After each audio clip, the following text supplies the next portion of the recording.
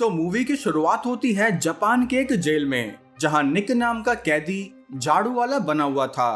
तभी बाथरूम से कुछ गुंडे निकले, जिनके जाने के बाद निक ने देखा कि एक कैदी ने खुद को फांसी लगा रखी है। अब इंसानियत के नाते निक ने उस बेचारे की जान बचा ली, लेकिन इतना बढ़िया काम करने के बाद भी गार्ड्स निक को ही प्रसाद देने लगे कि तुमने किससे पूछकर उस कैदी की जान बचाई। और सिर्फ प्रसाद ही नहीं, उन्होंने निक को काल कोठरी में भी डाल दिया, जहां थोड़ी ही देर में एक क्योशी नाम का कैदी आया, जो कि याकुजा गैंग का मेंबर था। अब जिन्हें याकुजा गैंग के बारे में नहीं पता, तो भाई जैसे इंडिया में एक वक्त अंडरवर्ल्ड बहुत फेमस था, ठीक वैसे ही जापान में एक वक्त याकुजा गैंग का खूब बोलबाला था। नाउ बैक टू स्टोरी, जहां क्योशी के एक जापानी होते हुए भी उसे इंग्लिश लैंग्वेज आती थी, जिसके चलते उसकी निक से बातचीत होने लगी। क्योशी निक से बोला कि मुझे कैसे भी करके हॉस्पिटल पहुंचना होगा, ताकि मेरी गैंग वाले मुझे वहां से भगाकर ले जाएं, जिसमें उसने निक की भी मदद मांगी। अब क्योशी ने एक चाकू से अपना पेट खोल दिया, जिसे देखकर निक क्योशी का खून रोकते हुए गार्ड्स को बुलाने लगा। तभी वहां गार्ड्स आए, जो यहाँ से क्योशी को हॉस्पिटल ले गए, जहाँ से क्योशी कभी वापस जेल में नहीं आया। कुछ सालों बाद निक भी अपनी सजा काट कर जेल से बाहर निकला, जहाँ उसका इंतजार क्योशी के कुछ आदमी कर रहे थे। वो दोनों निक को क्योशी के पास लेकर आए, जहाँ पूरी शिमात्सु गैंग बैठी थी, जिनमें से ही इस ओरिची नाम के मेंबर ने निक को थैंक्स कहा कि तुमने हमारे मेंबर को जेल से बाहर निकालने में काफी मदद करी। अब शिमात्सु गैंग ने निक को थोड़े पैसे देकर उसे रहने की एक जगह दे दी। लेकिन ये निक है कौन? असल में निक वर्ल्ड वार 2 का एक सोल्जर था, जिसे लड़ाई के वक्त जापानीज आर्मी ने पकड़कर जेल में डाल दिया। अब आ जाओ कहानी में वापस, जहां अगले दिन क्योशी निक को लेकर एक फैक्ट्री के पास पहुंचा, जिसमें निक को एक अमेरिकन बिजनेसमैन से कबाड़े का मोल भाव करना था। लेकिन वो बिजनेसमैन निक को हल्के में लेकर उसकी बेइज्जती करने लगा, जिसे सुनते ही निक ने वहां रखे टाइपराइटर से उस बिजनेसमैन का डेथ सर्टिफिकेट निकाल दिया। अब रात को इन सब की पार्टी हो रही बहुत भयंकर। तभी यहाँ दूसरी याकुजा गैंग सीजू के मेंबर भी पहुंच गए, जो शिमात्सु गैंग का मजाक उड़ाने लगे। यहाँ तक कि उन्होंने निक को व्हाइट डॉग का नाम भी दिया, जिसे सुनकर निक ने उस आदमी की नक्की फोड़ दी। तभी यहाँ सबकी बंदूक निकल गई, लेकिन ओरिची बोला कि चुपचाप यहाँ से अपने शहर निकल जाओ, वरना मैं तुम्हें यहाँ से भागने का दूसरा मौका भी नहीं दूंगा। क्योशी को निक का अंदाज पसंद आया कि वो कैसे उनकी गैंग शिमात्सु के बारे में कुछ नहीं सुनता, जिसके चलते उसने निक को एक बढ़िया अपार्टमेंट और 3 पीस सूट दिया, ताकि निक उनसे अलग ना लगे। अगले दिन ये दोनों एक जुए के अड्डे पर पहुंचे, जहां इन्होंने इस अड्डे के मालिक से पूछा कि तुम्हें यहाँ ये धंधा करने की परमिशन किसने दी। लेकिन वो मालिक तो उल्टा निक के चेहरे का मजाक उड़ाने लगा, जिसे सुनकर निक ने उस मोटे की गुद्दी लाल कर दी। और फिर क्योशी ने अपना असली रूप दिखाकर उस मालिक को लाल है, पूरा मालिक लाल है बना दिया। अब हर रात की तरह इनकी ऑल नाइट पार्टी शुरू हो गई, जहां ओरिची क्योशी से बोला कि तुम्हें सफेद घोड़े मतलब निक को अपने साथ क्यों रखते हो। क्योशी बोला कि मुझे इस पर सबसे ज्यादा विश्वास है। तभी वहां निक आया, जो क्योशी से पूछने लगा कि इस ओरिची की 2 उंगलियां कहाँ गायब हो गईं। तब क्योशी बोला कि अगर कोई याकुजा फैमिली में हमारे मेन बॉस को गुस्सा दिलाए, तो उसे अपनी फिंगर काट कर देनी पड़ती है। तभी क्योशी को पता चला कि उसकी छोटी बहन मियू भी दारू पीकर यहीं नाच रही है, जिसे सुनते ही वो मियू को साइड में लाया और निक से बोला कि मेरी बहन को सेफ्टी के साथ घर छोड़ाओ। लेकिन कार में ही मियू निक को पसंद करने लगी, जिसके बाद निक पूरी सेफ्टी के साथ मियू के घर में ही सो गया। और आप पूरी सेफ्टी समझ गए ना, तो वीडियो को लाइक करके बताओ।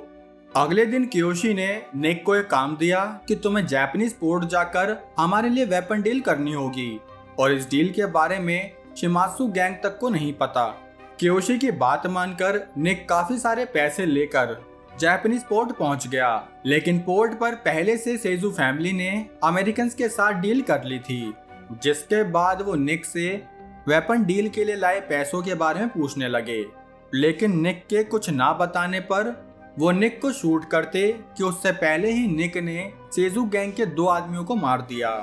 अब ये मामला शिमात्सु गैंग में पहुंचा, जहां इनका बॉस इस बात से काफी गुस्सा था कि आखिर इनकी डील की खबर किस गद्दार ने सेजू फैमिली को लीक कर दी।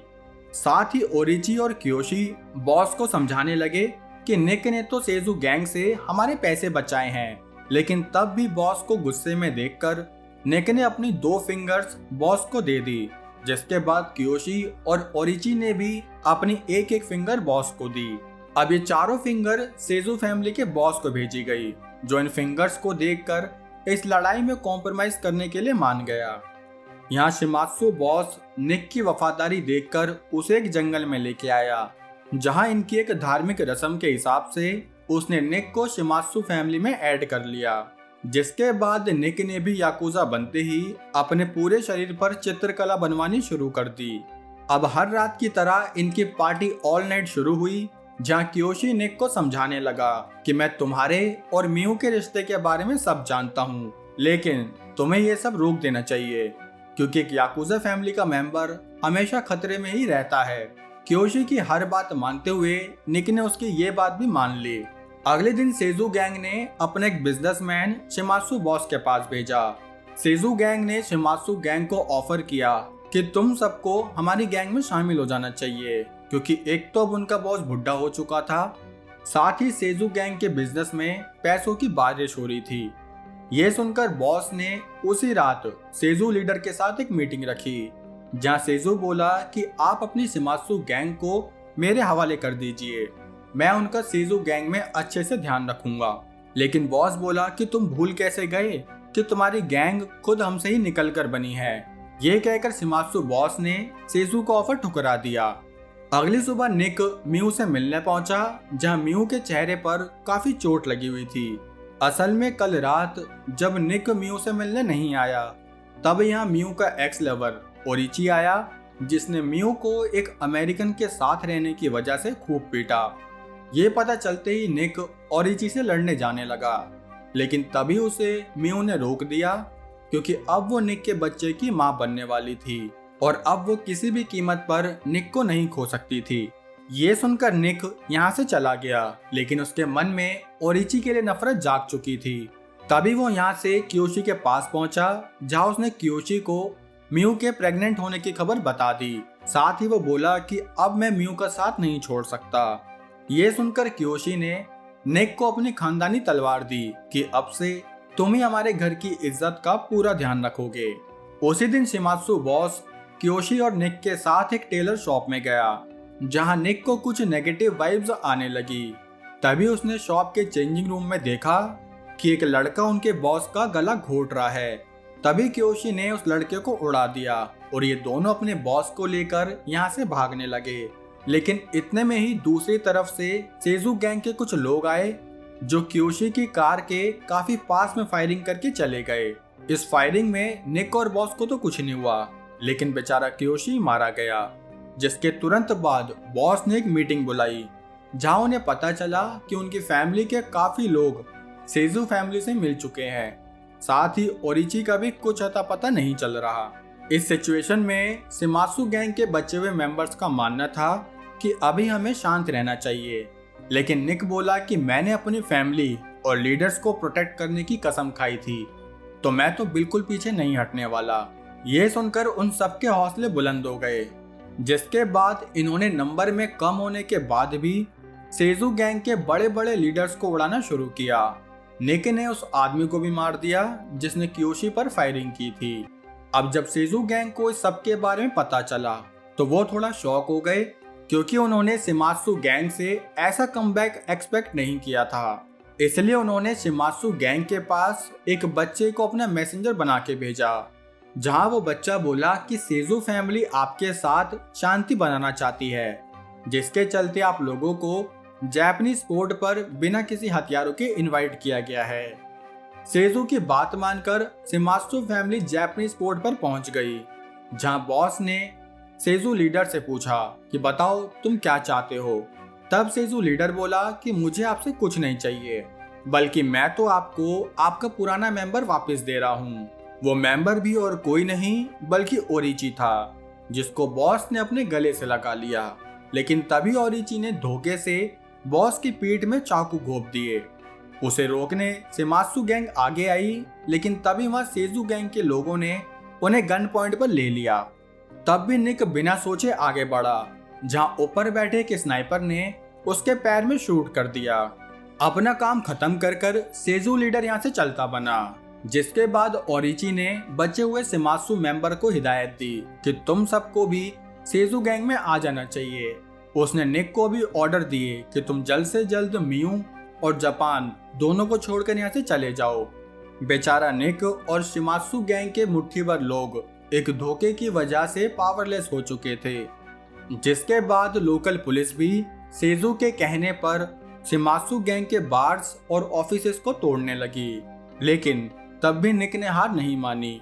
वो बचे हुए मेंबर से ही सेजू फैमिली के घर की लोकेशन पता करके वहां पहुंच गया, जहां पर ओरिची को सेजू फैमिली में मिलाने की रस्म चल रही थी। निक अपने साथ कियोशी की दी हुई वो खानदानी तलवार भी लाया था, जहां वो बोला कि अगर ओरिची एक सच्चा याकुजा है तो वो मुझसे अकेले में फाइट करे। तब ओरिची बोला कि तुम बस एक वाइट डॉग हो जिसके साथ लड़के मैं अपने हाथ गंदे नहीं करूंगा। लेकिन निक को कैसे भी करके बॉस और कियोशी का बदला लेना था, इसलिए ओरिची ने जैसे ही निक को वो खानदानी तलवार वापस दी, तभी निक ने उस तलवार से ओरिची की गर्दन पर 5 इंच की लाइन खींच दी।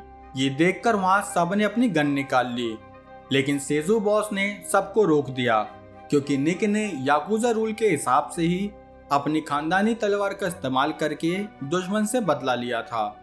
जिसके बाद निक वापस मियू के पास पहुंचा और तभी शिमात्सु के बचे हुए मेंबर्स ने निक के आगे अपना सर झुका दिया, क्योंकि उसने ही कियोशी और उनके बॉस का बदला लिया था, जिसका मतलब अब शिमात्सु गैंग का नया लीडर खुद निक बन गया। अब जैसे निक भाई ने किया वफादारी को पिक, वैसे ही आप कर लो सब्सक्राइब बटन को क्लिक। साथ ही ये रहा आज का शाउट आउट। अब कहानी कैसी लगी लाइक कमेंट करके जरूर बताना। साथ ही वीडियो में कुछ भी अच्छा लगा हो तो सब्सक्राइब बटन को पिक करो, क्लिक करो, जो करना है करो, बस दबा दो। बाकी हम मिलेंगे हमारी अगली वीडियो में, तब तक के लिए जय हिंद।